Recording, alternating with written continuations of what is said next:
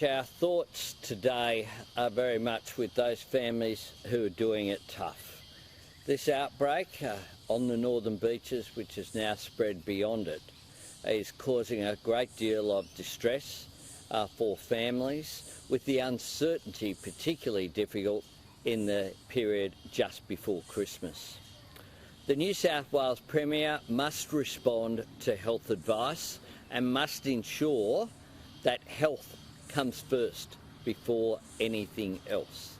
It's very clear that when that hasn't happened, then things have gone wrong.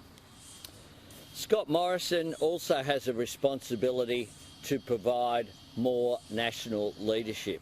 It's not good enough for him to pass off that responsibility every time something gets difficult. He quite clearly is responsible for our national borders, and he is responsible for national quarantine. And he had a report from Jane Halton that made practical suggestions about measures that should be put in place, including additional places that the Commonwealth could organise for quarantine. For too long, Scott Morrison has passed responsibility for the states. He didn't have a plan for quarantine control in spite of Jane Halton's report.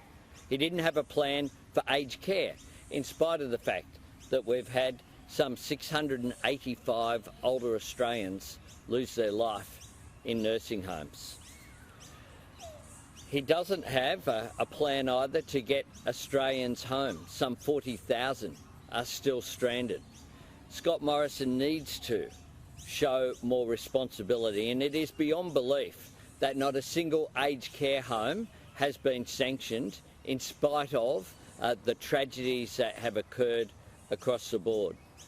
And it's also, and I'll finish with this, the idea that Richard Colbeck has maintained his position with Greg Hunt overseeing, as he always was, as the senior shadow minister, is quite frankly beyond belief. I don't know what you've got to do to lose your job under this government, but it's very clear that Richard Colbeck is a symbol of the fact that Scott Morrison doesn't believe in accountability and doesn't believe in taking responsibility, either himself or any of his ministers.